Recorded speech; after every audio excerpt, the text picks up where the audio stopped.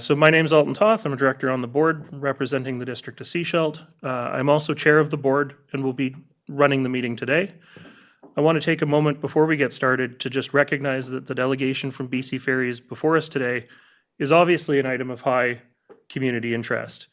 As residents of this community ourselves, we both hear your frustrations with ongoing service disruptions and experience them ourselves on a regular basis.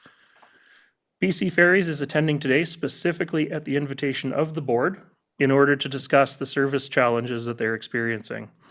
I'm expecting some well thought out questions from my fellow directors as part of this discussion, but in order to manage both timelines and decorum, this will not be a town hall style meeting, and there will not be an opportunity today for the public to ask questions of the delegation. Members of the public who do have questions for BC Ferries can either email me directly, alton.toth@scrd.ca, and I will try to get answers for you after today's meeting. You may also email Mayor Silas White, who's unable to join us today, but is leading efforts at the town of Gibsons to restart a ferry advisory committee for the Sunshine Coast. And his email address is swhite@gibsons.ca. We do also have some paper out in the foyer. If anybody thinks of a question on the way out the door and they want to write it down, we can follow up to see about getting answers for you. So we are fortunate to have BC Ferries attending in person with us today. And in order to encourage them to come back in the future, I ask that members of the gallery are respectful and kind. This includes not shouting out or interrupting speakers. If we experience inappropriate behavior or disruption, I will stop whoever's speaking in order to call it out. And if the behavior persists, I will ask that person to leave the building. The SCRD board is committed to maintaining a venue that's respectful of all of our employees, directors, and guests. And if anyone in attendance takes issue with that, we would encourage you to leave now and watch the meeting on YouTube. And with that, I'll turn the floor over to BC Ferries. Thank you, Chair. Very nice to be here. I guess that's not 6 inches. There we are. It's great to be here. And as we were chatting over lunch and a sandwich, we would welcome the opportunity to come back and make it a more regular, a more feature of the interaction we have with your community. So we'll certainly can make that commitment. I'm going to deliver a few very short remarks because I think the purpose of today is to get into a conversation because there's many questions I think you have about the ferry system, and there's lots we'd like to discuss within that. Joining me beyond Lindsay and James is a number of people who will be calling on during the Q&A just because they're some of our experts. Brian Anderson is our Vice President of Strategy and Planning and is responsible for thinking about the system and the development plans associated with terminals and other things. Karen Tyndall is a Director of Customer Relations and responsible for essentially, among her many responsibilities, is how do we respond in moments when we have issues and we have to engage in customer recovery. So she'll have a lot to say. Richard Hayward is a regional manager of terminal operations responsible for Horseshoe Bay and Langdale and other parts of the network. Katie Robb is a director of community relations, and Christina Kerrigan, manager of community relations. So we've got essentially a team which we hope can help engage in a pretty active conversation. Go to the next slide here. There we are. So I'm going to begin by acknowledging what we all know to be true, and that we have challenges inside the ferry system. I've only been in this role for a little over 3 years, and I've tried to be very honest about that in any opportunity I have to engage people in small groups or large. The ferry system is challenged with older infrastructure and with funding complexities, which I know we're going to get into over the course of the conversation. What I also know is that we are seeing a continued growth inside the ferry system, and that accelerates or amplifies some of these challenges that we have. In addition to the Easter weekend, we saw 15% more traffic than usual. So it was busier than to start with. And we know that that is only going to get more intense. FIFA is on its way, and the juggernaut that is global soccer. But beyond that, the communities have changed, population growth has expanded, and the way people use the ferry system is different today than it was even 5-10 years ago, and we have to acknowledge that. I might just get you, I'll just, yeah.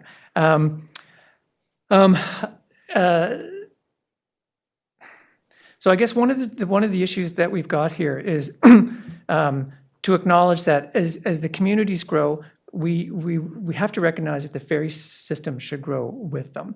And that inside of that, we also know that there's a certain set of challenges around how and who makes decisions. And I know that is something that we will talk about later, I have no doubt. We are working very hard to improve the way the ferry system runs, recognizing that it is a system in which there are many people that have an interest in the governance and decision-making parts of that. So I think that's something that we should describe. But when we think about just even what we're experiencing inside the ferry system, I think we need to know that when we look ahead 15, 20, 25 years, we see considerable growth in the province of BC. More of that growth is concentrated in coastal communities, which is only going to put increasing demand and pressure on a system that is really running off of an infrastructure that was built in some cases 50, 60, and 70 years ago. So a challenge we have is in managing that growth. If I think about what we're seeing even in the Sunshine Coast, we have certainly population growth, but we have sort of a growing and emerging utilization inside the system, but it's not an even utilization. And that's something that we're going to talk about because it creates peak moments and then it creates moments where the system doesn't run as efficiently as we'd like it to run, largely because we're not carrying the volumes that we need to carry in order for the system to run in a break-even capacity. So these are challenges that we have to acknowledge. We also have to acknowledge that in the Sunshine Coast, it's a network. We know that. It's not just Route 3, it's Route 7, it's Route 8, it's Route 17, it's Route 18. So we understand and recognize the complexity of that dynamic. So I'd like to talk a little bit about, and only very quickly, what we're trying to do. When we think about the goals inside the system, we're thinking about affordability, flexibility, reliability, predictability. And obviously, there are opportunities to improve in all of these dimensions. There is no question. But we're not standing still. And I know people may not want to hear that, but there are things we are doing to bring changes and improvements inside a system that we will all agree is experiencing challenges today. On affordability, one of the things, and we can talk about this, I'm sure, in some of the question and answer period, is that we are trying to bring more saver fares into the system. 17,500 people paid $60 or less with free reservations this year. We are trying to find ways to add saver fares, and we do that in a program we call demand management. We have more sailings moving to and through this network. There's 120 more sailings this year on Route 3 in the shoulder season. We think that's a good thing. In November of 2025, we provided better highway views of Langdale and with Drive BC feeds connected into current conditions. It's a small thing, I know, but these are small but important steps that indicate we are trying to move forward. Maybe we can just go to the next slide. We are also trying to make use of, or the best use, I should say, of the existing service. And we're trying to use tools to fill ships more evenly. And I was talking about this on the previous slide. One of the issues we have is Route 3 utilization. It's in the low to mid 60s last year. Variable reservation allocations is going to help us smooth out that demand and increase that demand. Because I can tell you this, the surest way for us to be able to justify to a regulator to allow new ships and more ships into this route is to have capacity at a level when we can justify the investment that's required to purchase new vessels. 60%, it sounds high, and obviously it's much higher in our peak moments and sometimes much lower than 60%. But if that's an average, give or take, we need that to be more consistent and higher in order to be able to justify the investments that I think this community would say they want and need to see in order to manage volumes through the network.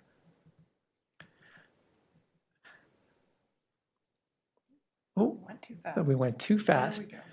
When we talk about investments, it's more than just ships. And I think we spend a lot of time talking about vessels. And I think it's fair because obviously those are the things that move people to and from. Terminal infrastructure is one of our particular challenges. Inside of our capital plan, inside the company, we'll actually spend more money on terminals in the next 4 to 8 years than we will on vessels, because terminals are often the part of our infrastructure that gets left behind when it comes to renewal. So what I can say is that there's major work being planned for Langdale, berth 1 and berth 2.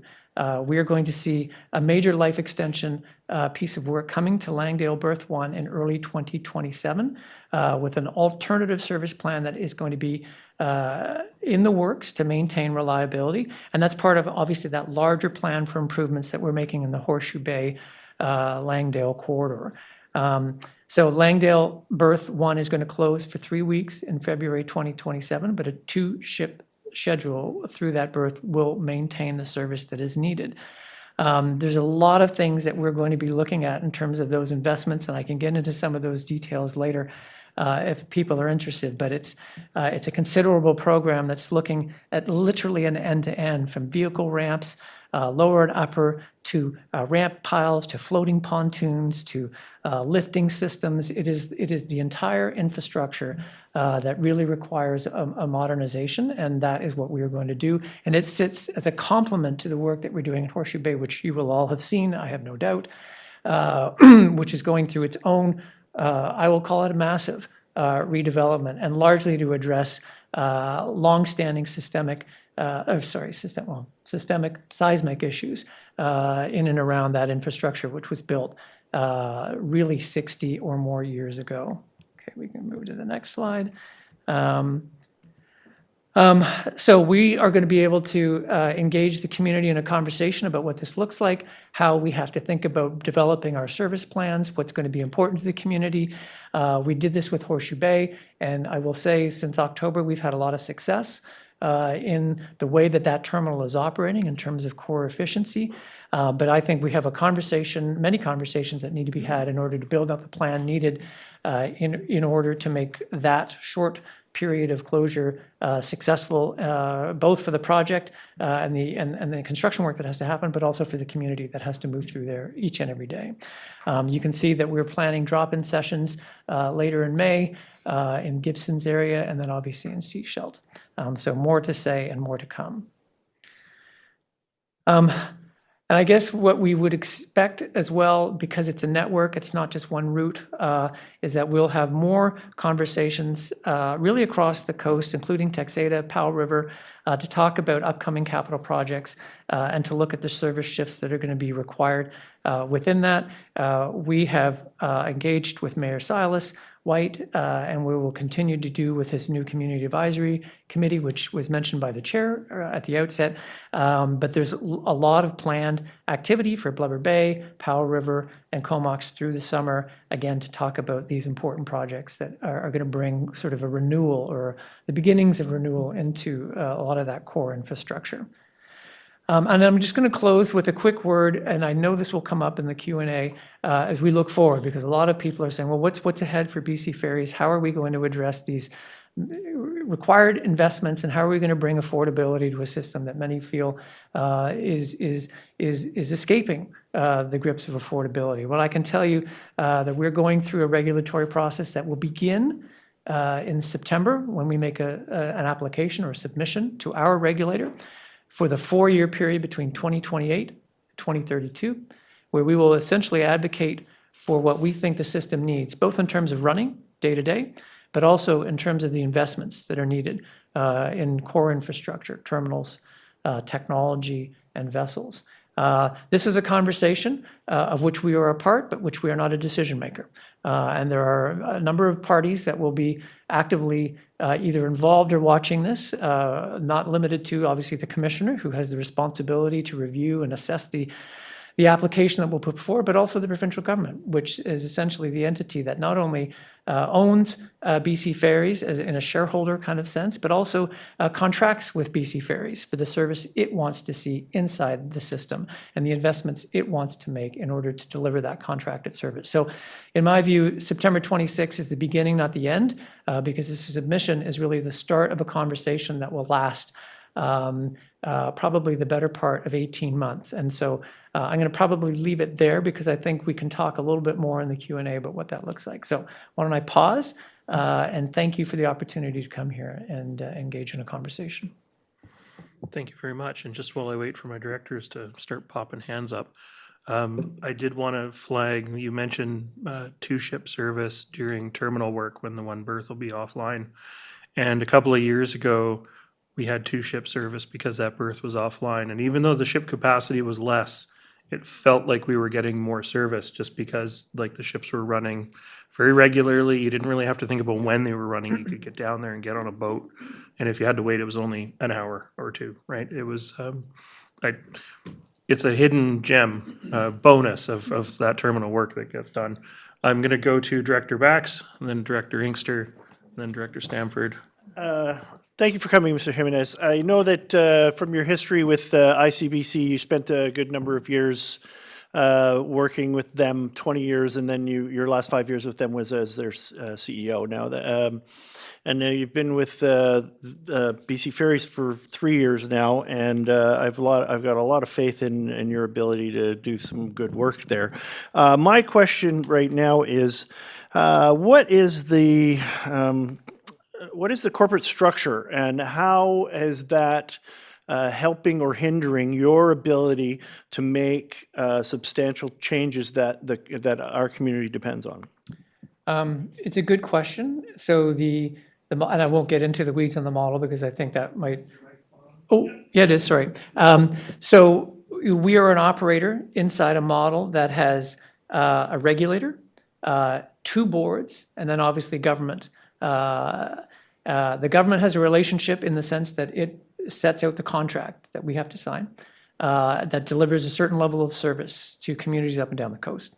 The government makes a decision about the investment it intends to make. And for context, and a lot of people don't know this, but the majority of our ferry system is actually funded by users. That's different than other forms of public transportation. So about 75% of our revenues comes from users. 25%, give or take, comes from 2 orders of government, mostly the provincial government with a very small share of the federal government. So if you look at other forms of provincial transportation, transit, BC Transit or TransLink, those numbers aren't quite reversed, but there's a much higher participation of government or taxed revenue inside the revenue base. So that's an interesting piece to note. The decisions we have the ability to influence are really around how the system runs. So how we maintain the ships, who we hire. But even that sits inside the decisions the regulator makes around how much money is going to be allowed to sort of come into the system in those 4-year terms. And so that's a case we have to make. So we have to have essentially a very good argument for we need this amount of money to run. We intend to make these investments over this period of time. And the regulator has the responsibility, guided by an act, to say, I think this is a prudent use of money. I think this is an affordable solution that you're putting forward, and I will authorize investments in these orders, be they operator or capital. Inside the actual capital decisions, and I'll just say this one last thing because it speaks to your point around decisions. When we want to invest in new vessels, even if it's inside a capital plan that has been largely blessed, each decision has to be approved. So when we went forward this past fall, it was fall of 2025, to the regulator, fall of 2024, I should say, to the regulator to say, we think we need to invest in 5 ships. We think that's critically important, and one of those ships was going to be a relief ship so that we would have the ability to address capacity issues when one ship goes down.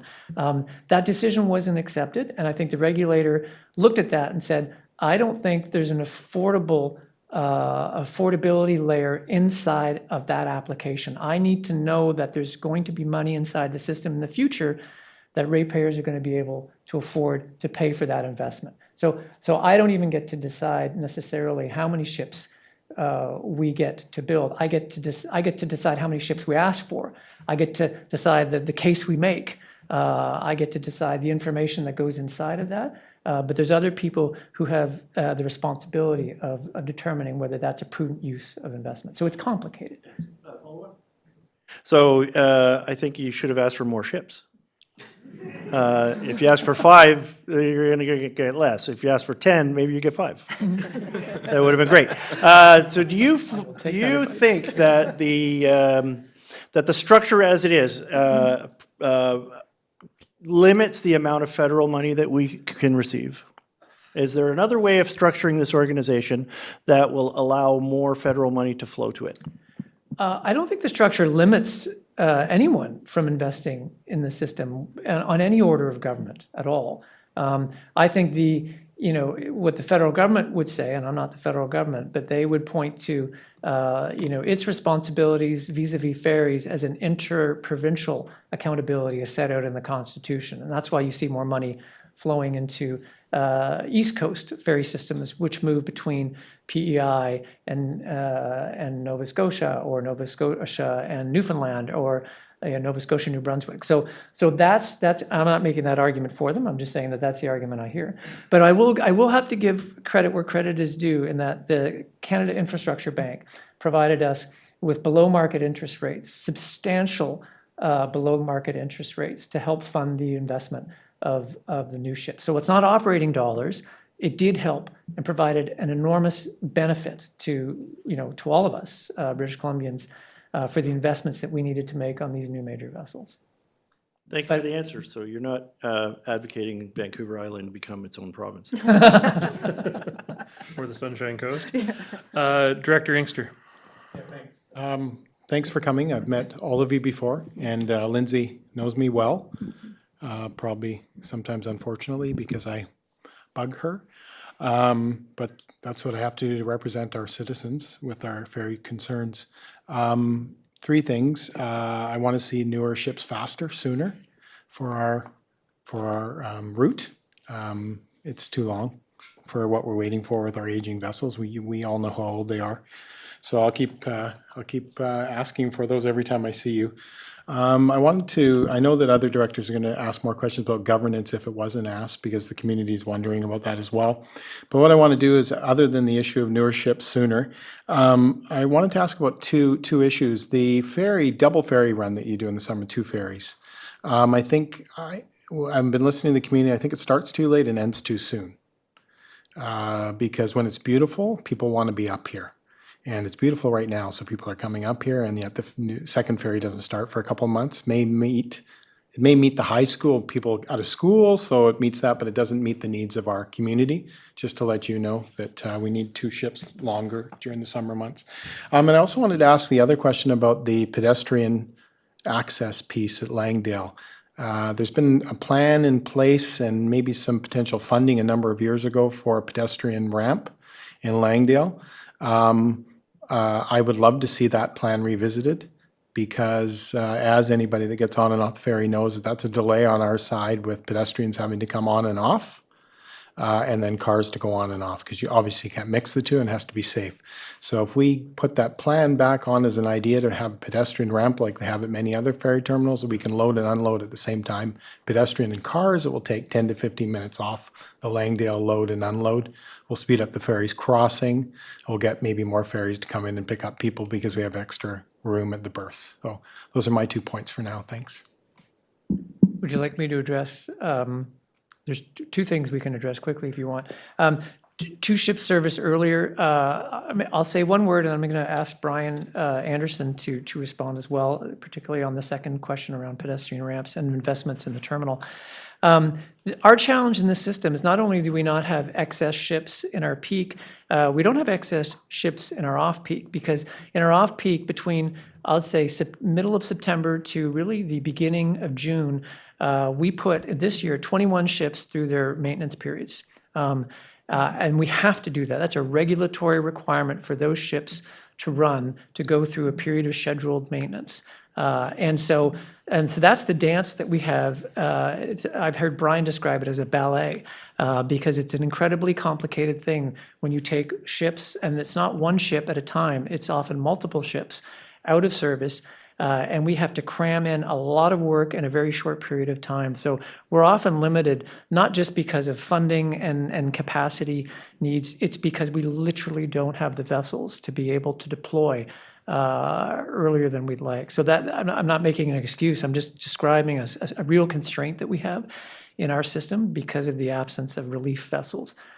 Brian, I don't know if you want to pick up on that and maybe address the question of the historical plans for Langdale and pedestrian ramps and how that translates to the present plans. And yeah, I'll just let you take a run at that. Great, perfect. Can people hear me fine? We can hear you just fine. Go ahead. Oh, excellent, great. So thanks for allowing me to join remotely. I'll address them one at a time. The first one, just to top up on what Nicholas said, as we sort of exit Labor Day and our first ship goes into annual maintenance, we require all of those major vessels to go through approximately a 1 month refit, and that means from May through to, or sorry, from September through to the end of May, our relief ships are basically bouncing around the system, trying to relieve every other ship to be able to go into either a dry dock or to a shipyard to have required annual maintenance performed. Wherever possible, and that ship is available, we try to put it into service to supplement around peak travel periods. And so that is how we are able to provide some extra service as you're experiencing on Route 3 now, even though this is still technically within our refit season, so to speak. Once the refit season is over, then that vessel that has previously been providing refit relief, as we call it, around the system, is able to then go into regular deployment. And through the summer, every single one of our major route vessels is deployed. It is required to be in service to meet our contractual obligations under the Coastal Ferry Services contract. To make that different and to have that vessel or a vessel available to provide more service through the peak or through the refit season requires an additional ship. That was part of our argument to the commissioner in the application that Nicholas referred to earlier. So in terms of the second question, though, around the Langdale project, there have been numerous plans made and discussed for the Langdale terminal over the last, I'd say, 20 years, and one of which has included the concept of separation of passengers and vehicles for a number of great reasons, starting with improved safety, but also improved efficiency and loading. And I take it away to, I think that was the key point that was being raised, is take it away and to reconsider how and where that could fit into any of the upcoming works that are being contemplated for the terminal. Thank you for that. Just before I go to Director Stanford, I think maybe I'll ask a quick follow-up. With the new ships that you have been approved for, is there any contemplation or capacity to keep extras? Like, are you planning to retire 4 ships when you get 4 ships, or is there any ability to keep some back as reserve boats? The initial plan is to retire those vessels, largely because those vessels are end of life. So, the very reason we're building them is, precisely because, these ships, and for context, I mean, other ferry operators are as large as us in Europe, would typically run ferries to their 20s, 25, 30 at the most. We're running ships into the 60s. And so what we have is the situation we get today when we have these critical failures on these ships that are 52, 55, 58 years old. It's generators, it's gearboxes, it's propellers shearing off because of metal fatigue. you know, these are issues where it becomes too expensive to maintain at a certain point. And not, when you have a ship like that, you don't just have to maintain it, you have to have it crewed, you have to have that crew certified and trained. So there's all these residual costs that make it challenging. We have 17 classes of ship today. You have to train separately and get certified on each of those classes. We're trying to reduce that to make our own teams more deployable. So we want about 6 classes inside the fleet in the future, and that will make us more nimble and flexible so that when we have an issue on one route, we can quickly move a crew and a vessel to support that particular issue without having to go through 2 or 3 days of finding someone who's qualified to run that ship, and then making sure that they're certified, and if not, going through 3 days of training. You can see the complexity that comes with managing that kind of system. So the intent is to retire them. Thank That was a you. long answer. That's okay. I appreciate it. I will come back to both certification and crewing capacity later. Director Stanford. Thank you, Chair. I'd just like to say I was on the oldest ferry in the fleet last week, the Queen of New Westminster, 1964. I checked it, so we're the same age. And we made it across together. That was good. I'm going to start with the questions around Langdale Terminal. I've got lots of different questions. How can BC Ferries help to coordinate a more appropriate traffic management system during significant ferry delays at the Langdale Terminal, specifically around the intersection? I've heard several times, especially over the last month, with some of the longer delays, where private vehicles are traversing the wrong side of the concrete divide on the Langdale bypass. That puts these vehicles going up the wrong side of the road for over a kilometer, and it's extremely dangerous. So there's no escape once they're going up that way. They're doing it because local residents can't maneuver around Langdale without going through that intersection. They can't reach their homes. And then we have, over 1,000 workers that access Port Mellon and the mill, and they're blocked from coming or going to work along through that intersection. So we're hoping to see some kind of better flagging, better access, more communication for residents that are not trying to get into the terminal but are stuck outside of it. I think it's an excellent issue to raise. And what I'm going to do is I'm actually going to turn it to Richard Hayward, who's the terminal manager, and he can talk a little bit about how we're thinking about addressing some of those issues. And I'll acknowledge up front that on the communications front, we can always do better. And I definitely take that point to heart. So, Richard, do you want to? There you are. You're on the screen. Yeah, definitely. Thank you. Hello, everybody. Richard Hayward, Regional Manager for Horseshoe Bay and Langdale. Thank you for the question. And I'd like to start by kind of illustrating or painting a little bit of a picture on the amount of capacity that we have within the terminal in Langdale for drive-up traffic. So currently within the Langdale footprint, we have enough drive-up capacity or space for drive-up traffic for about 300 vehicles or vehicle equivalents. So that's a full sailing's worth within the footprint of the terminal itself.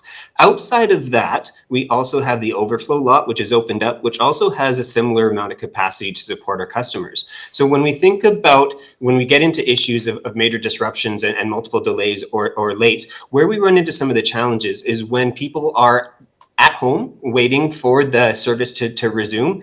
The second the services seem to resume, we get an influx of people coming to the terminal, and that can quickly overwhelm our capacity to be able, one, to get them into the terminal and get them moving on to the next sailings. Because if you think about that space within the terminal, that will quickly fill up and create multiple sailing waits beyond any access onto the highway.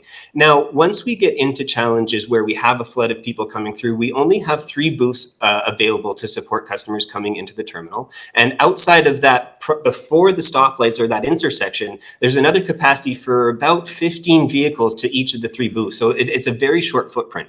And so we're very quickly into scenarios when we get an influx of people all coming at the same time, causing some of these traffic issues we've seen. If I look to the Surrey example from a few weeks ago, It was just that. Once the Surrey was back in service, we had the flood of people.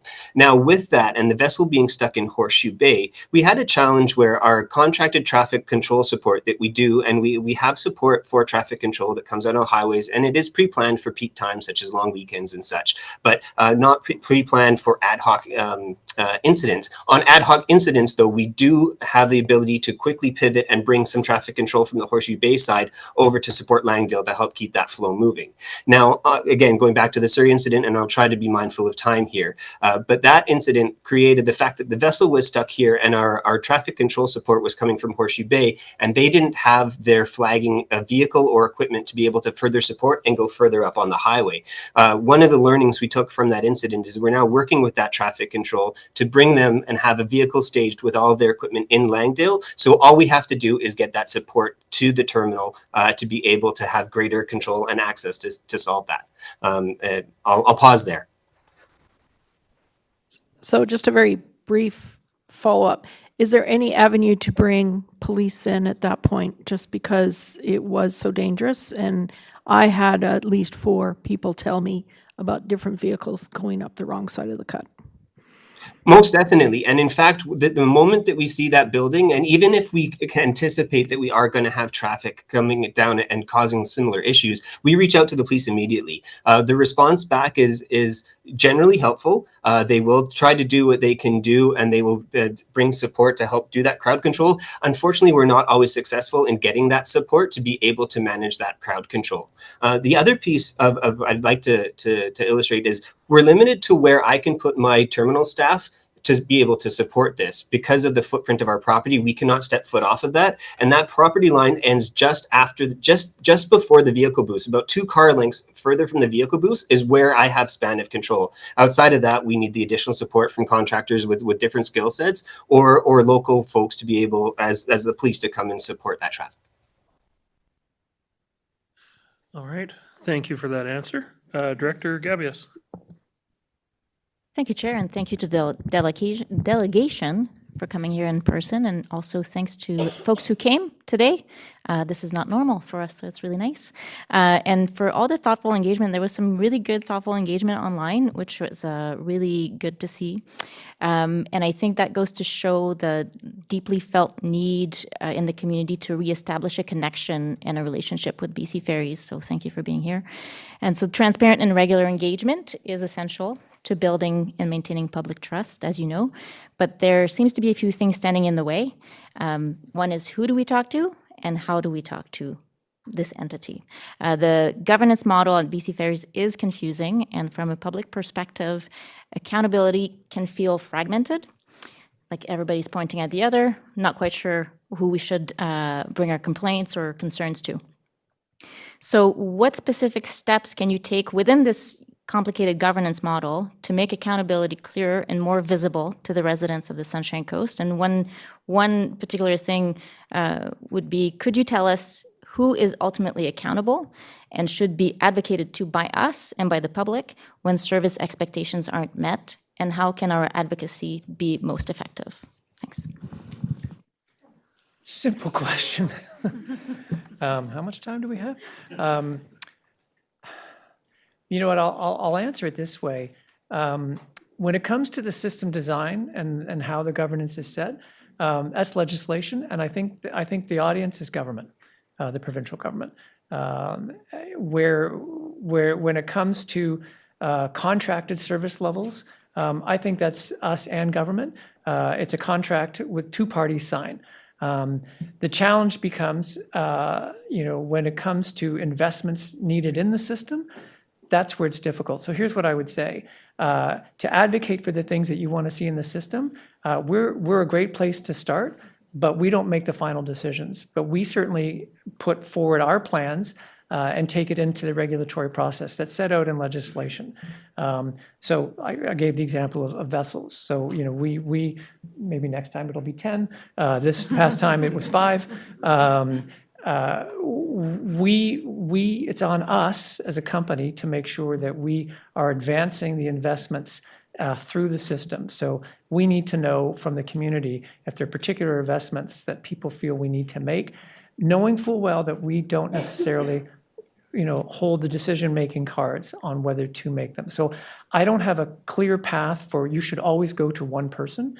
I think it is a issue-specific accountability. When it comes to how our ships are being maintained and how they're running and the schedule, you should come to us. We're the operator. We own that accountability. When it comes to whether we're communicating effectively, that's on us. And if you don't feel that that's being done appropriately, we are where it starts and ends. But bigger macro questions, unfortunately, it begins to get. It's not that it's loose. It's just that it's multifarious. There's multiple people who have a stake in the outcomes associated with how the system runs. So that's not a great answer, but that's probably so. We can talk, in another setting, around PT7 and how to help advocate inside of the regulatory process. I think that would be an interesting conversation, making sure that the region's needs are reflected in the plans that are being put forward. And I'm happy to have that conversation, today or another time. Can I add to that? Yes. Thank you. Go ahead. Can I add? Yeah. And Karen Tyndall's on the call. She's our Director of Customer Care. So I want to put a plug in for our customer care team. They are extremely knowledgeable and helpful and can either answer your question on the phone if it's around the operations or service. They can answer your question on the phone.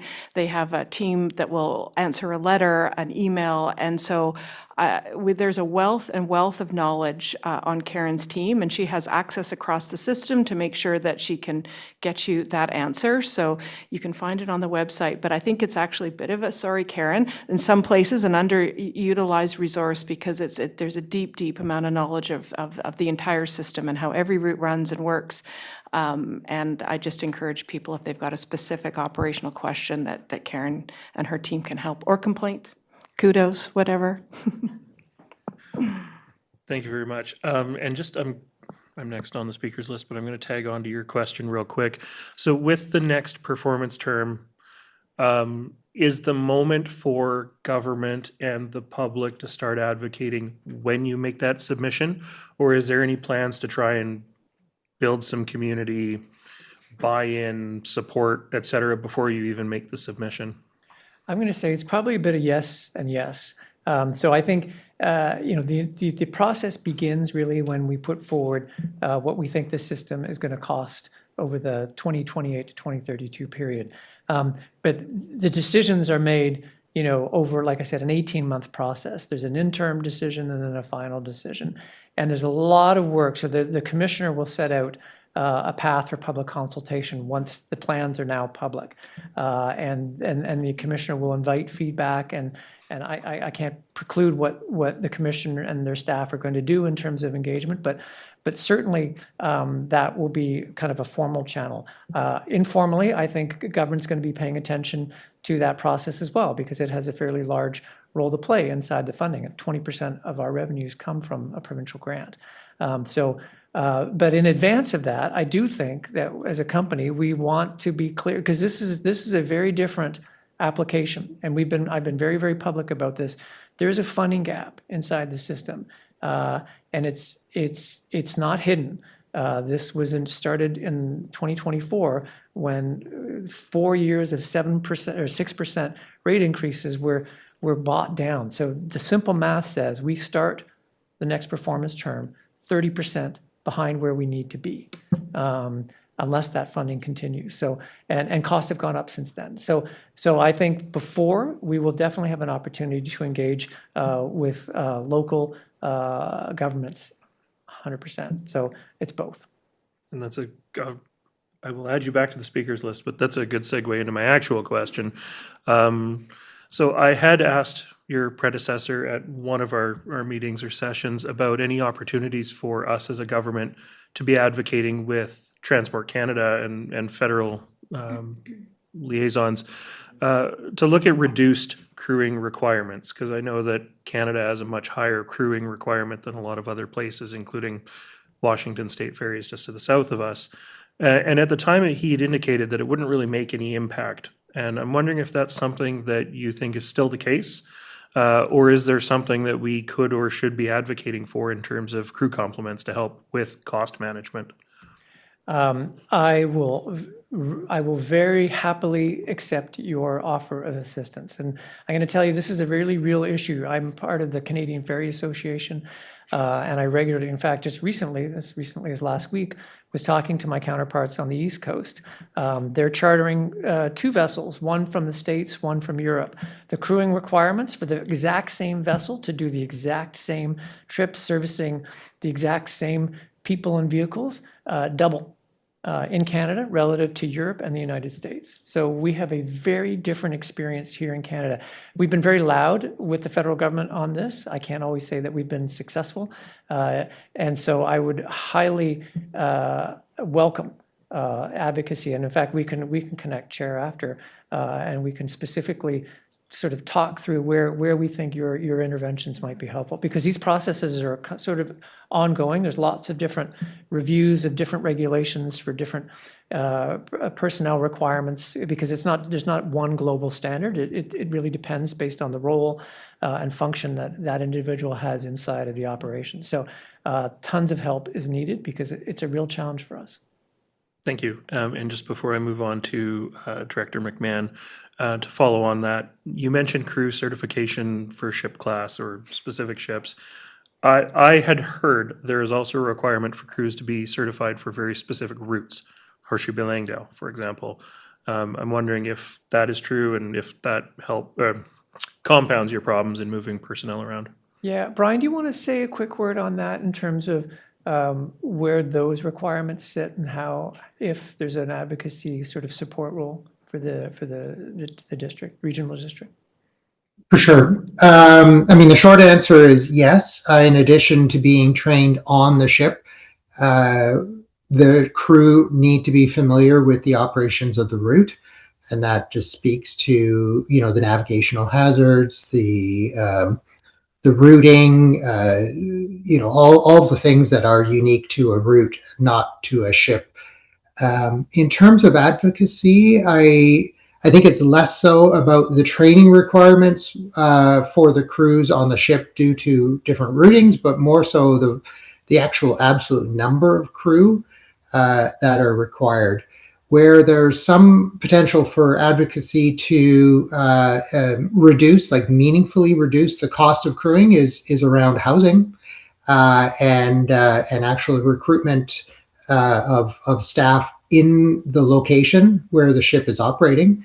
And we'll say we've experienced a very significant reduction in the crewing costs this year by being able to locate and source some catering crew from Langdale itself or Langdale region, and that was something that was called out in the commissioner's probe into Route 3 is one of the reasons why its costs have been escalating so much over the recent history, is that we just weren't able to source crew from the location, and instead had to pay for them to travel and to stay in accommodations in the area. So in terms of the simple answer, I would say advocacy around encouraging local residents to apply and to support housing and other options for people to be able to live and to work for BC Ferries in the region would be a great source of advocacy. Great, thank you very much. Director McMahon and then Director D'Andrade. Thank you. A lot of the problems that we have in the ferry system are long-term problems. We're not going to be able to fix them overnight. So it seems to me that a lot of effort could be put into communications and, customer service and stuff like wayfinding. If you have ever tried to wrestle a bicycle through the Horseshoe Bay terminal, it's kind of a nightmare, and there's no signage to help you on your way through the maze. So I'm hoping that can be a real, even another thing that would be nice actually is a few more webcams in the terminal Horseshoe Bay too. Sometimes little simple things like that can be a big help. But I walk on all the time, but I can walk. That's really important. And one of our real pain points on the coast is medical travel. And we're trying to get various transportation systems to all meet up. And some of them are I think the transit is doing their best, and the connections are usually pretty good. But the problem for medical travel, especially people coming back from Metro Vancouver, is really severe. And so I'd like to know what BC Ferries is doing to work particularly with Vancouver Coastal Health to try to get a better system so that people who are ill or who are just released from hospital can get through the terminal and catch ferry in a timely way. Just before I turn it over to you guys, I've been made aware that you've got a heart out because you do have to make the ferry, and they won't hold it for you, as important as you are. So I'm gonna, hopefully we've got a short answer to that question, and then we'll go to D'Andrade real quick, and then I think we're gonna have to cut it off there. I'm sorry, guys, just time, because that's 2 minutes from now, so. Yeah, you can find us. Well, maybe I'll start on the medical one, which is, it's a really Ministry of Health program. Karen is, who I called out before, is exceptionally knowledgeable about working with the Ministry of Health around that program. So Karen, it's probably a good one for you. Sure. Yeah, Karen Tyndall, Director of Customer Care, as Lindsay mentioned. This is the first I'm hearing of this. I'm really glad that I attended the meeting so that I could hear that this was an issue. We do work with Vancouver Coastal Health, so I will ensure that my team follows up to see what we can do to improve that. We hadn't been hearing, and we have no feedback from anybody that's having issues as walk-on that is trying to manage transportation from one of the hospitals in Vancouver back to the Sunshine Coast after they've been discharged or had an appointment. But we will follow up, and if you have any other detail or any other incidents where an issue has happened, please let me know, and we'll follow those up as well. Thank you. And Director D'Andrade. Thank Hopefully you. real quick. Thank you. Yeah, this question is actually by Mayor White, who will be the chair for the newly formed advisory committee. And BC Ferries Commissioner released her unprecedented report documenting Route 3 financial and service challenges. Her main recommendation was that BC Ferries, the Ferry Authority, the provincial government, and local community representatives all convene together to discuss some creative solutions for Sunshine Coast service. So my question is, have this meeting already been organized? And it's in the plan, and hopefully when the newly formed committee meets on May 8th, there's a great answer already in place and a meeting already booked.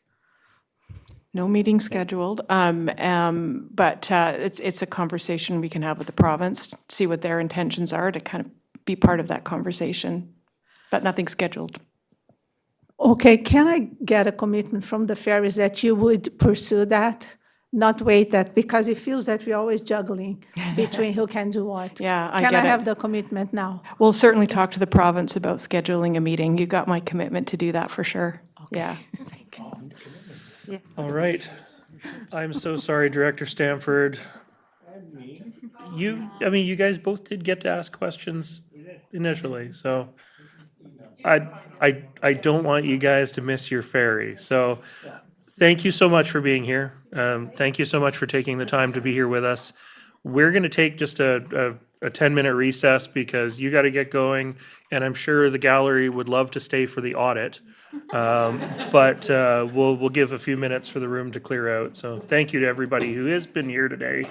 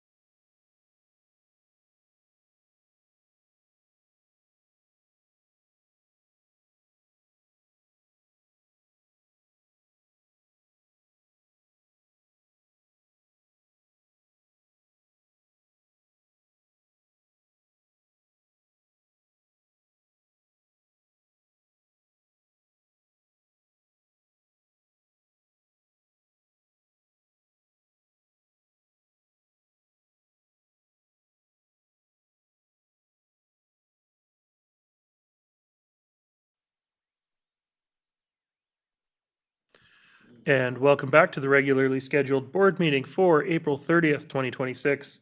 It's 2:43 p.m. Thank you for everybody's patience and those of you who are most excited about the next item on our agenda. We're going to move into item 5.2, which is our delegation, Corey Vanderhorst from MNP LLP Auditors regarding, our 2025 audit. So Corey, take it away. Great. Thank you, Chair. Good afternoon, everybody. I gotta say, I'm a little disappointed. I thought I was gonna have the biggest crowd I've ever had for a audit presentation, but do appreciate that maybe not everyone wanted to sit through that or sit through this piece of it. Sorry, just get that tech going here. Hoping everybody can see my slides. Yes, we can. Great, thank you, Chair. Before I start with a presentation, a big thank you to the staff, the Regional District and Finance, and other departments of the Regional District for helping us with the audit process. We really appreciate their assistance going through it.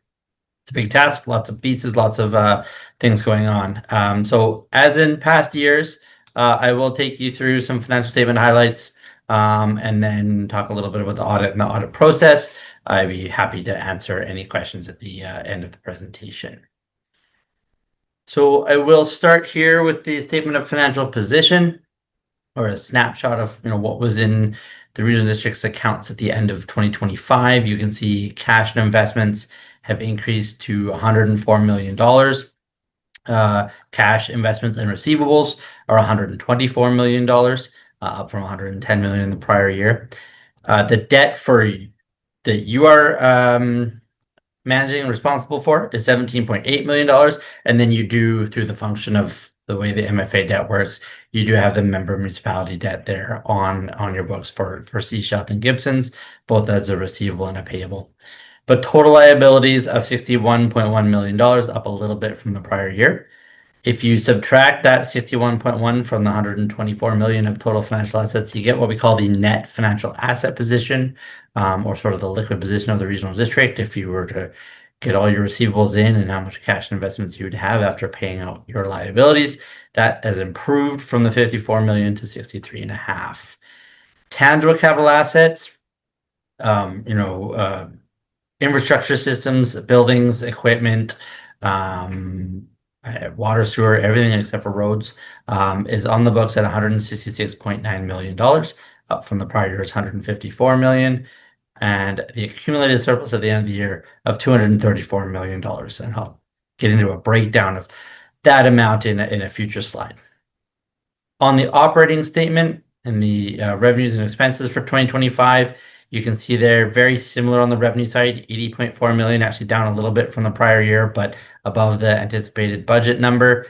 Total expenses moving up with inflation, 57.7 million to 59, but still well under the budgeted $70 million that was expected.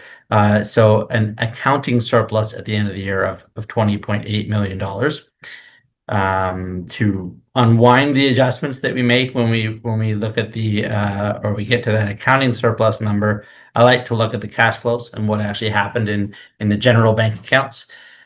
The regular operations of the regional district for the year was a cash inflow of $26.6 million. You got almost $18 million in capital spending, mostly in water system and some water metering projects. There's 170 million transferred to the investments. Actually, I think that's probably 17 million. It's a typo in there. $4 million of cash inflows from financing. And at the end of the year, a $5 million net cash outflow from the main bank accounts, and some significant capital spending throughout the year, and also money moved into investments to make sure you're earning a good rate of return.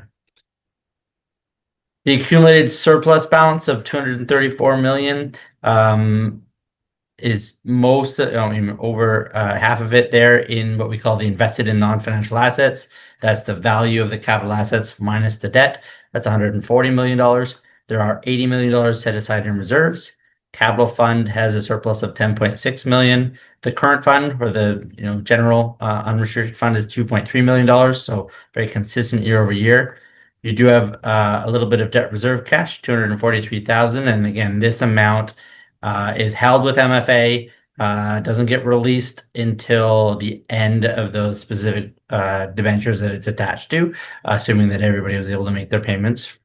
And then you also have at the bottom what we call this accumulated remeasurement loss. So some of the investments that you're holding over the years have had some dips in the market, but you can actually see this accumulated remeasurement loss has improved. So with some of the investment positive gains in the portfolio for the year, this number is coming down because again, that is an accumulated number over time, not the annual amount.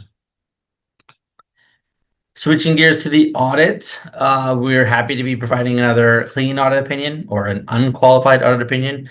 We're satisfied that the financial statements that you have attached to your meeting minutes or meeting package there are prepared accurately in all material respects in accordance with the public sector accounting standards. The last step today is board approval of the financial statements. Everything else has been completed. When we perform your audit, we get an understanding of your controls, how they're designed to mitigate risk and ensure you're getting accurate financial reporting. Is that design implemented? But we don't actually go to the step of testing efficiency or effectiveness. So we just look at how they're designed and implemented.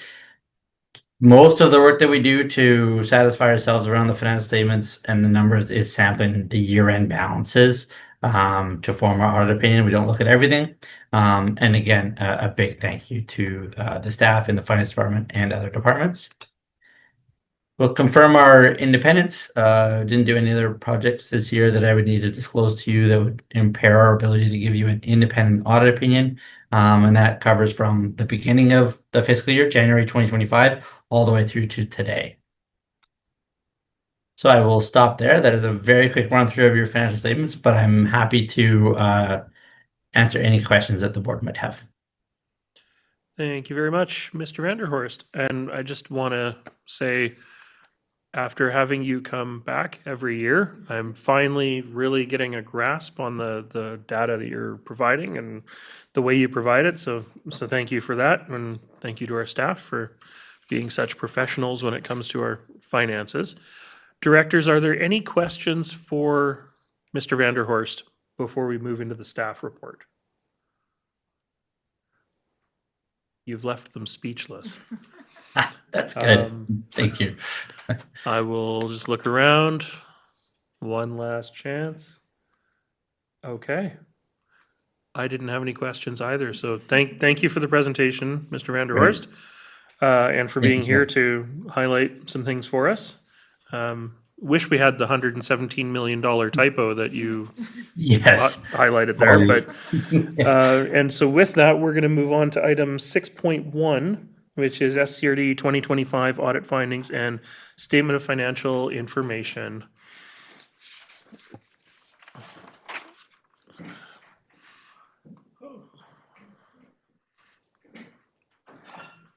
I'll turn this over to Manager Wing.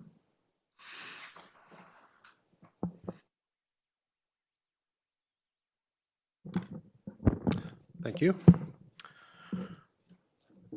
So the staff report provides a very high-level overview of the financial statements, the audit report, and the statement of financial information. There's two items that I'm going to highlight today. The first is just there was a resolution in January to expand the audit scope to include a focused review of project budgeting and oversight practices. In discussions with MMP, it was determined that that would be better handled as a separate engagement with a specialized team on their end.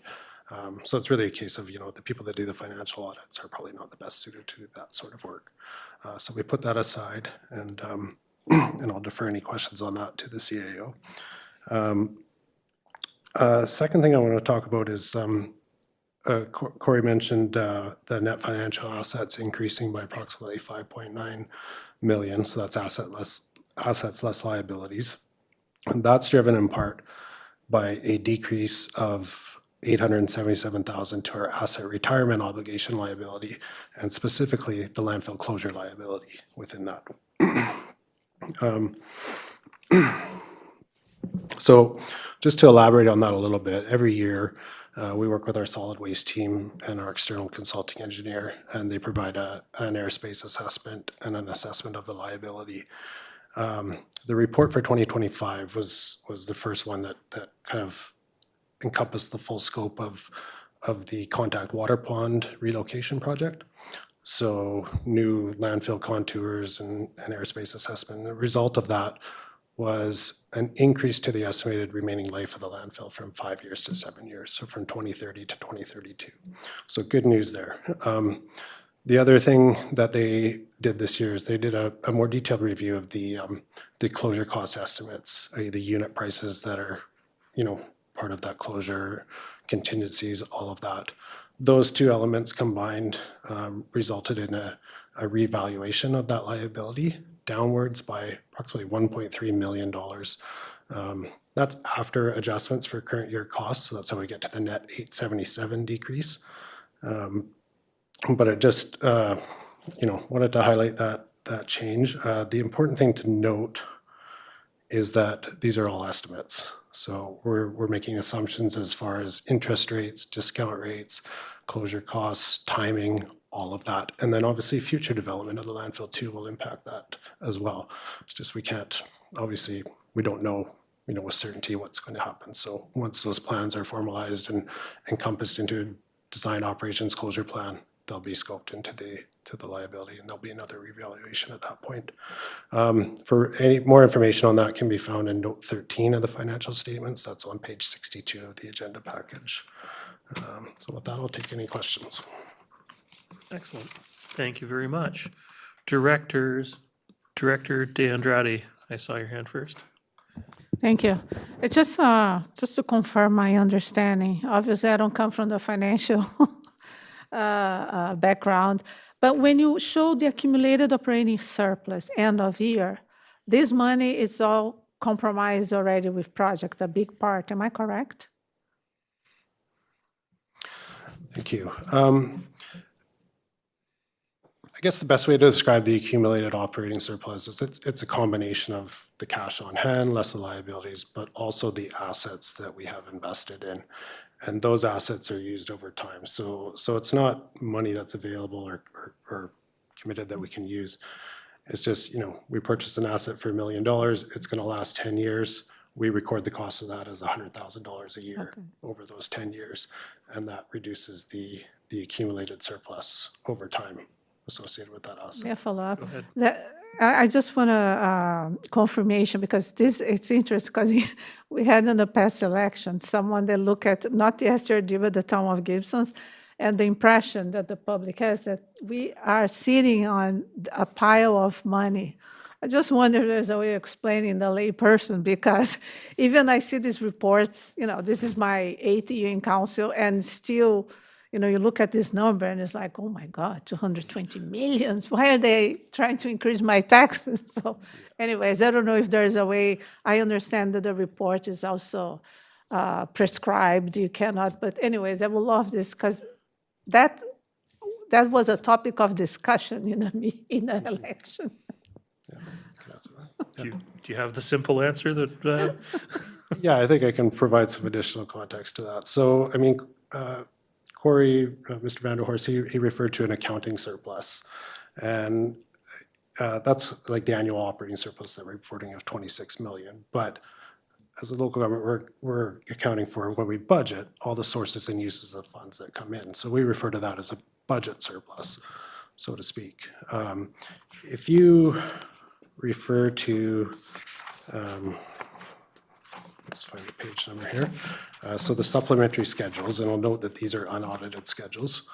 But supplementary schedule 2, beginning on page 76 of the agenda, shows kind of the revenues, the expenses, and then there's an annual operating surplus line. That's the accounting surplus. And then below that, we have all the transfers to and from reserves, investments in capital assets, and we come down to the end of a total surplus of 140,000, which is what was reported in February as the annual kind of operating budget surplus for the RD. Thank you. Yeah, people forget that we have to record the values of our, well, not the regional district roads, but, you know, our rec centers, our parks, the bench in the park, the everything, right? So the docks, unfortunately. Director McMahon. I was just going to say, on paper, I'm a millionaire because our home is worth, almost $1 million. But there's not a lot of like millionaire lifestyle going on around my house. That's a good point. Thank you. Director Stamford. Thank you, Chair. And following up on that, it does, in most cases with staff reports, it's, I like the objectivity, but when it comes to audit reports, sometimes it is handy to say good news, bad news, just because of the way the accounting lingo works about assets and debits. And sometimes they're good things, sometimes they're not so good things. So anytime you can sort of reemphasize, oh, that's good news, that helps me interpret what's going on. Excellent. Thank you. I guess just before I go to you, Director Back, since I started, one question I do have. The statement of financial information, is that something that we actually post separately anywhere on our website? I know that it's accessible within the meeting agendas, but sometimes in previous years, it can be a bit of a chore to dig it up because you never know whether the meeting was in April or May or when the meetings were. So do we actually maintain them on the website specifically in any spot? To my knowledge, we don't. Okay. Thank you. Director Bax? That was kind of my question. I've recently done some research on the SOFI, the Statement of Financial Information for 9 different regional districts. And of the 9, 7 of them have them available through an easy search on their website, but 2 of them do not, and we are amongst those 2. Of the 9 you looked at? Of the 9 that I looked at. And so it's something that I think we could correct. But is it going to take a board resolution to do that? Not necessarily. Not necessary today, let's put it that way. Any other discussion on the staff report that's here? Otherwise, we do have a recommendation on page 112 of our agenda package, which would be that the 2025 draft audited financial statements and statement of financial information be approved as presented. Director McMahon, Director Lee, any discussion on the motion? I think we've discussed it enough. All those in favor? Thank you, that is carried. All right. Good history of good audits, Chair, so. I agree with you, Director Inkster. Yeah. So thank you, Manager Wing. Next up, we have the recommendation from the Parcel Tax Roll Review, meeting recommendation number 1, February 26, 2026. And can I have a motion to endorse the recommendation? Moved, seconded. Any discussion on that item? It's only one recommendation, so all those in favor? Thank you, that's carried. Next up, we have item 6.3, which is Committee of the Whole meeting recommendations 1 through 4 for April 9th. Directors, do you want to pull any of those for separate consideration before we move to endorse the block?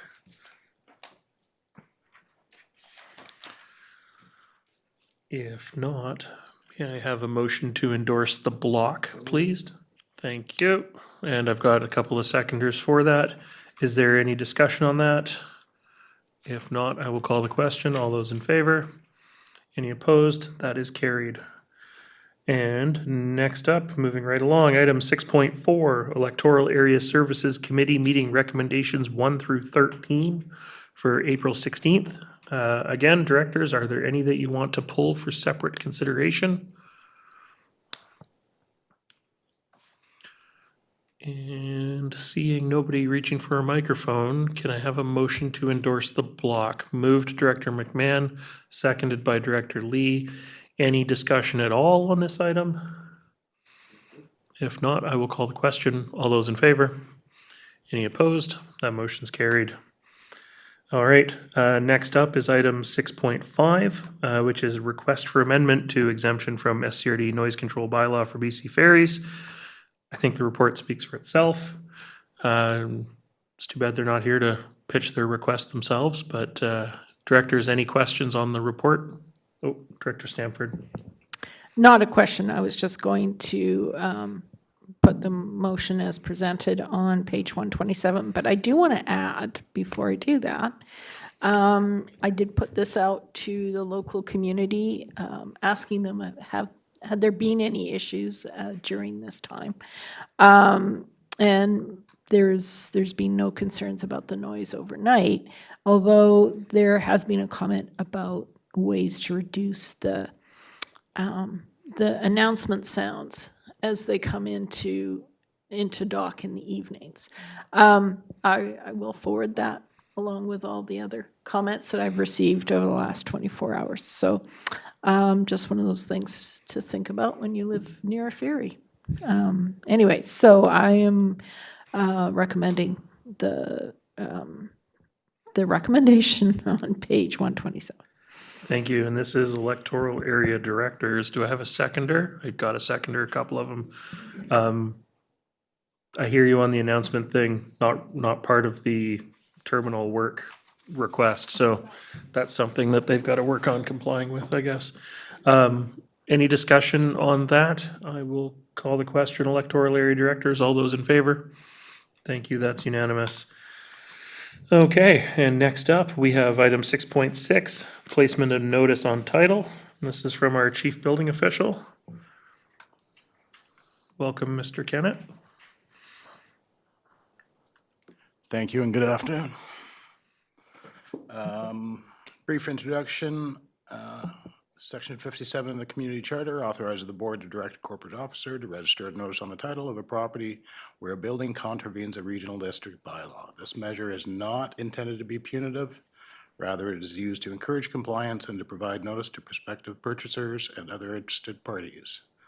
Once compliance is achieved, the notice may be discharged from title.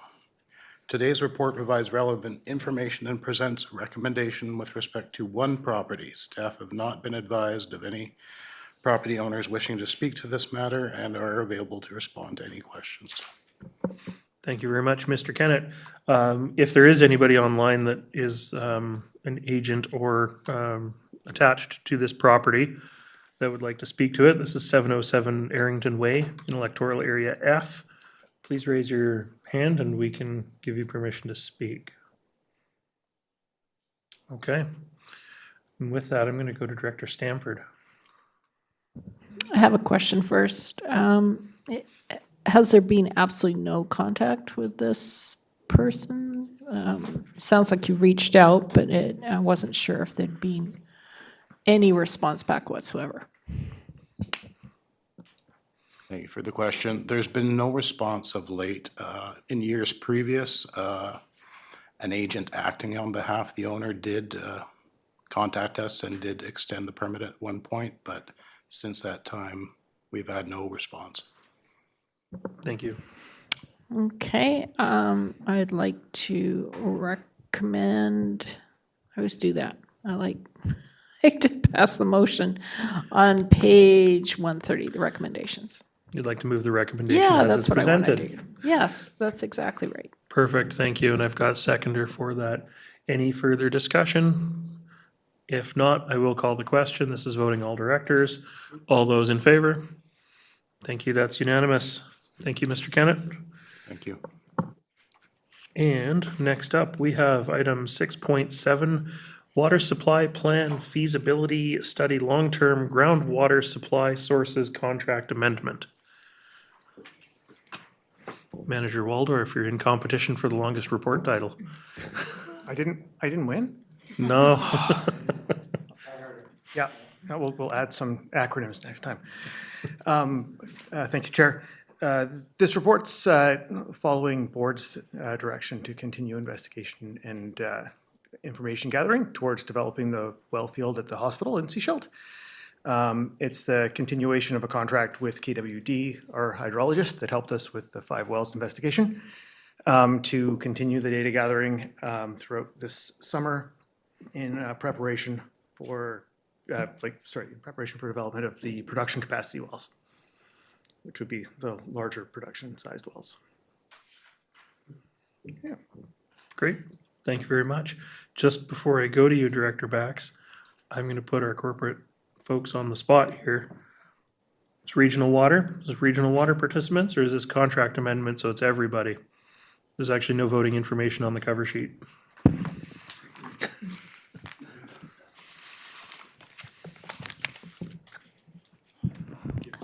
Go ahead. Because we're at board and it's a contract amendment, it'll be all. Thank you. Okay. Director Bax. No, this is good news. So does the increase in this contract amendment include the drilling of the 2 wells? It does not, does it? No, sorry, I'll give a verbal answer as well for those that are online and Sure, can't I see. didn't think it did. Yeah, this is further investigation for the impacts of the existing well and water quality. And then that's going to inform how and when we manage to develop the larger wells. Thank you. If there's no other questions, I'll move the. I do have other questions. so I'll wait. Thank you. Director DeAndrade and then Director Lee. Just a clarification that funding for this, if approved, it's not coming from the general, but it's not going to affect the town of Gibson's. Am I correct? That is correct. This was approved as part of the SCRD's regional water budget. Director Lee, go ahead. Just a curiosity question. I see we have Phase 1A, Phase 1B, and 1C. Is there a timeline associated with the blocks when each one of those are finished, or do you have to look at the individual action items to know how we're proceeding? Good question, Director Lee. Yeah, that's a good question. This particular phase, ideally, we're trying to do this summer in preparation, so we have all of the data available to get us going and have us prep the budget ask and tender for later in the year for the eventual 2027 budget proposal for the actual work. So if the director has a question about a specific phase or timeline, that's the most relevant information I have at the time for this particular phase. We still have First Nations engagement and water licensing applications in process that'll actually dictate the timeline for the finalization of the project. This is almost like a phase 0A or 0B. Like it's not, reading it, it's not quite even phase 1A work, right? Yeah, we're transitioning now from the 5 wells project, which part of this particular work is funded from, into the specific hospital well project. So we are at the very, very beginnings of the hospital project itself. Yeah. Thank you. Director Inkster. Yeah, thanks, Chair. I've been trying to look for it in the report, and I was trying to go back in my memory banks. Do we know, just a reminder to me, what the initial flow prediction is for that? Do we have that right now as we do it? That's why we're concentrating on, I can't remember. So on page 133 at the bottom there, basically 74 liters per second is the maximum flow that we could draw without going through a full environmental assessment. I believe it was closer to 200 liters a second, potentially.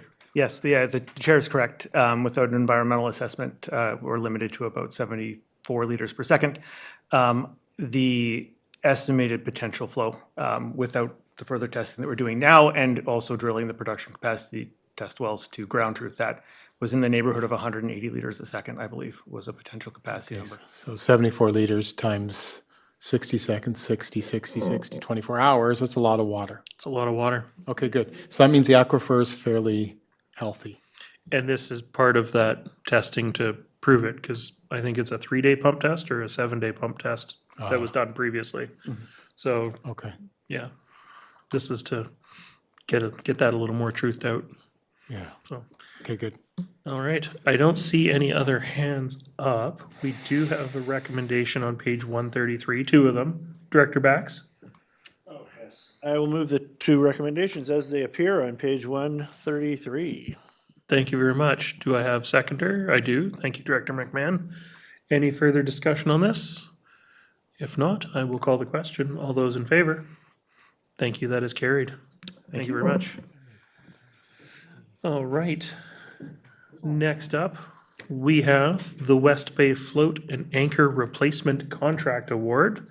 This is on page 140 of our agenda package.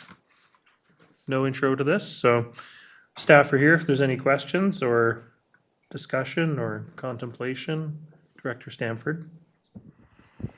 Thank you. I understand that this is about the awarding of the contract, but is there any information that can be provided as to the timeline that was considered realistic within this contract and whether or not it could be completed prior to June 15th, which is the limit of our current marine in-works permits?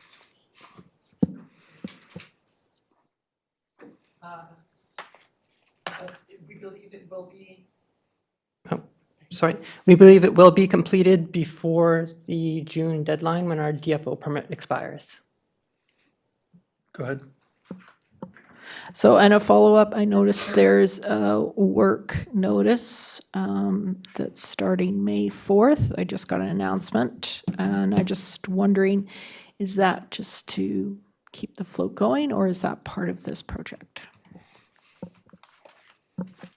That is to reduce the risk of keeping the float in place right now. It's just some deck boards that we think could be potential hazard if not taken care of. And, yep, okay, I think that's all I've got, so I'd like to move the recommendations on page 140 if there's no other questions. Thank you. And I've got a seconder for that. Thank you, Director Bax. Yeah, I guess staff can't put out notice of work if we haven't approved a contract yet, right? So. It was very efficient, though, if that's what was happening. Directors, are there any questions or discussion on the motion? This is voting all directors because it's a contract. I will call the question. All those in favor? Thank you, that's carried. Excellent. Thank you very much. And Paid for doc. next up, we have item 7.1. Correspondence from Silas White, Mayor of the Town of Gibsons, regarding a request for an appointment of an SCRD representative to the BC Ferries Advisory Select Committee. I know we had talked about this informally before a couple weeks ago when the request first came in, and Director Stamford had expressed interest in carrying on from her FAC role, and I'm wondering if there's anybody that wants to challenge her at this point for that position. I was hoping to nominate her. Director McMahon, would you like to make a motion that we appoint Director Stamford to the Gibsons BC Ferries Advisory Select Committee on behalf of the SCRD? I would like to so move.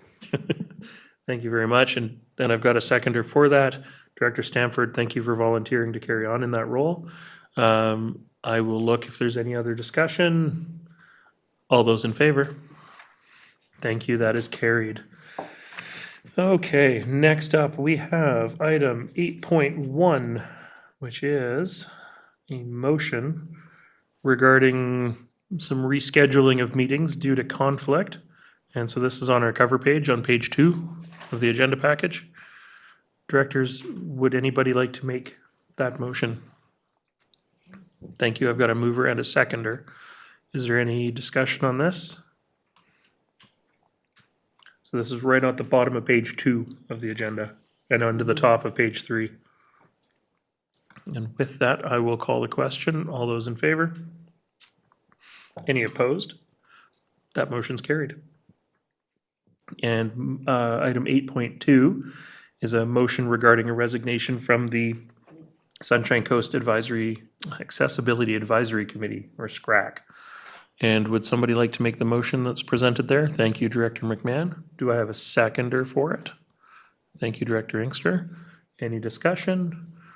All those in favor? Thank you, that is carried. We have no bylaws today. We do have directors' reports. And looking at the time, if directors want to save AVICC for the next meeting, that is totally okay. That's my plan. But otherwise, we'll start at that end of the table and just work our way around real quick. So Director Lee, you're passing? Okay, thank you. Director Inkster. Fulsome AVICC report next time. Perfect. Fulsome. Okay. Director DeAndrade. I would like to do a quick report because I attend. Okay, get out. I usually attend the Ocean Watch Action Committee, which is part of the Howe Sound Community Forum. And the work of the biosphere, they provide the guidelines, and the work is done by the Biosphere Initiative, the Howe Sound Biosphere Initiative Society. And the ocean, what we call OWAC, is where we discuss future action. So the last meeting was on April 10th, and so everybody knows the state of Howe Sound was pretty bad a long time ago, and it took years to be in the very healthy state. And there's a lot of environmental activities happening in Howe Sound. Right now, for example, on April 7th, DFO announced significant renewal of funding for Pacific salmon protection. There's a diversity of species surveys happening: herring, Dungeness crabs, European green crab, which is an invasive species. So a lot of societies involved in that too. And there's a big spawn of herring happening in Folger Creek, just south of wood fiber. And I would like to talk a little bit of wood fiber, because the Howe Sound Biosphere Initiative Society submitted a feedback opposing the Fortis BC amendment to increase effluent discharge and expressing strong concern of the discharge, which is already exceeding regulations. And this is happening since the beginning of their drilling and exceeding the capacity of the water treatment plan. So this to me was quite disheartening, because we have Fortis, which already, LNG has already a lot of opposition, but many people working towards making this happen, but they themselves are not even respecting the guidelines. And the society is not sure if the Squamish Nation has any conditions regarding the issue, but the District of Squamish passed a resolution in opposition to the extension or the expansion of their permit, because now they're asking for the extension, right? And so the work that the community has been doing and continue to do to improve the environmental situation, it's being really jeopardized by that. And then there's another concern that apparent extension of wood fiber to double or triple output, as reported by the Federal Minister of Energy at an event in Texas. And actually, our MLA and the councilor from Squamish, they were reporting that they asked several times if there was going to be an increase, and the government doesn't respond or say no, and suddenly there's this announcement. So that's another concern as well. And the outcome of this is that probably will triple the number of carriers in the marine environment. So it is concerning.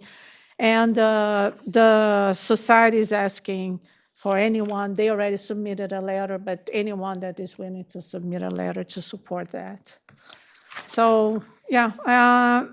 Then I'll quickly say I also participated, Gibson's did a community dialogue on water, protecting Gibson's water. And it's quite interesting. There was not a big audience, but very meaningful audience.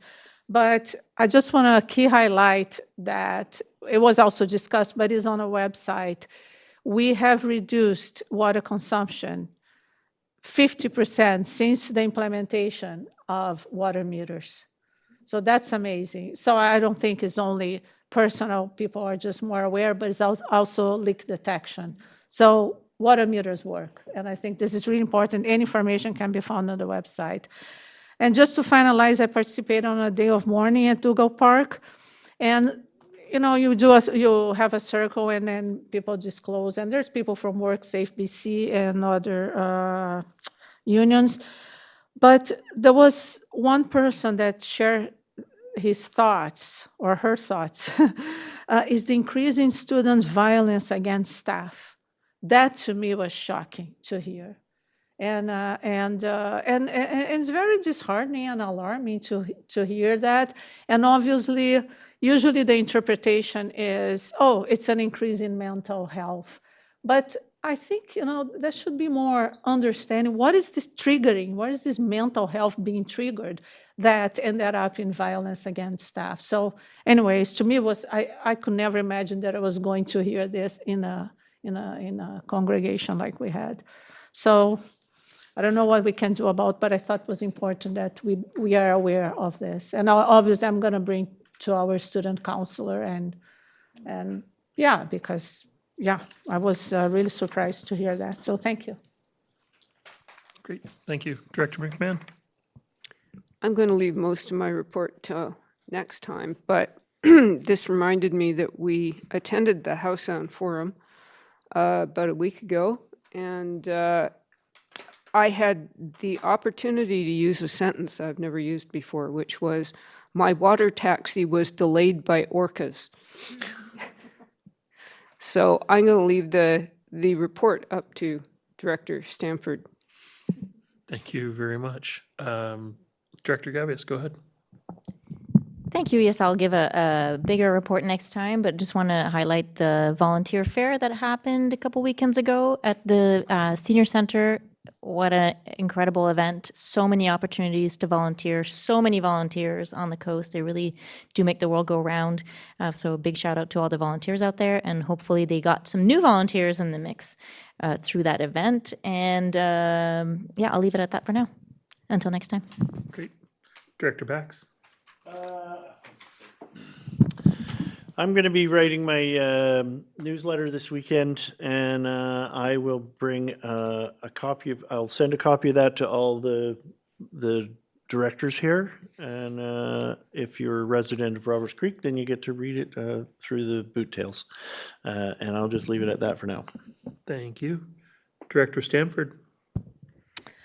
Two things, just briefly. I attended the West House Sound Community Association meeting a couple of weeks ago. We had a very informative presentation by Domtar staff. They spoke to their value as a local employer and builder of the economy on the Sunshine Coast. And they also explained the fairly dire challenges they're facing getting enough fiber to keep various operations going. So that was a little sobering. And that could be, having that kind of information does inform our APC's concerns when they speak to BC timber sales and other aspects of their work that they do with us. I attended the House Sound Community Forum. We didn't get orcas, we just got Dall's porpoise, which apparently are quite rare here. So, oh well. There was 60 plus attendees, all political, local government representatives from Whistler through to West Vancouver, including Bowen. Emily Valeriot spoke, and so did MP Weiler, about their various initiatives at their various levels of government. We had an in-depth outline of the Squamish Land Use Planning Agreement, which was highly useful, and just an invitation to keep asking questions. It has profound effects, and it is a lot to do with, more to do with forestry than most other areas of interest that we think of. So it's mainly if you think of forestry. But the more detail we can get, the easier our communities feel about these types of agreements and how long that process was in negotiation, and then how other agreements will slowly come in based on the same kind of format. And then there was a presentation about Metro Vancouver emergency planning for rural areas. For For our area, it's mainly a specific interest to the islands on the east side of West Howe Sound. So it was mainly of interest to the rural areas and what they could do. So that's it. Thank you. Thank you very much. Yeah, I'll save AVICC for next time. Down at the District of Seashelt, we've got, staff came forward with a proposal for a wildfire development permit area. And so that's actually something that we've referred to our OCP update process rather than, we sort of had the option of refer it to the process that we're doing or try and get something adopted quickly. And we're going to take the time to make sure we do it right and make sure it's suitable. The Coast Car Co-op came as a delegation to talk with council about the idea of incorporating into our zoning bylaw parking relaxation in exchange for Coast Car Co-op vehicles provided in designated parking spots, which I think is already something the town of Gibson's allows for within their bylaws. So we've referred that back to staff to give some contemplation to. I attended the day of mourning in Seashelt and, it was kind of drizzly, but I was really quite disappointed at the lack of attendance. And one of the things I did right afterwards, because the District of Seashelt usually has a decent attendance at these things, I wandered over to Municipal Hall and talked to staff, and it literally did not get into the calendar for the municipality.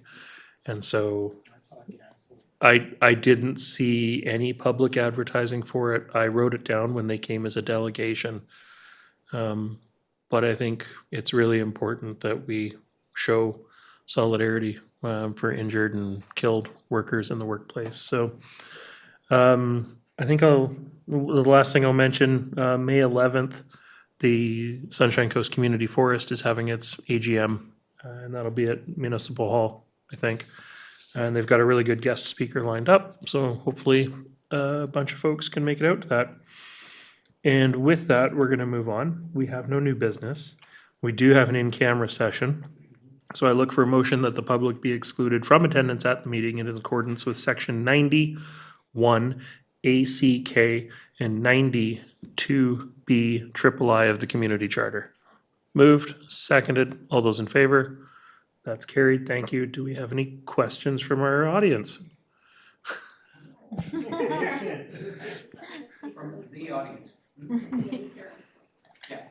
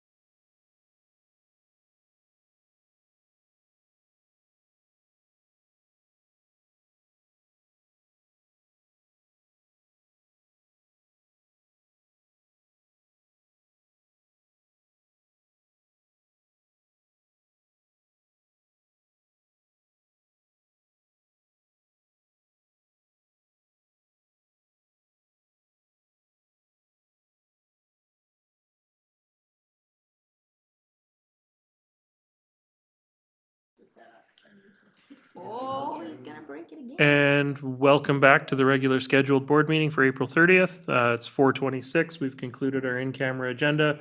Can I have a motion to adjourn the meeting, please? Moved, seconded. All those in favor? Thank you. That is carried.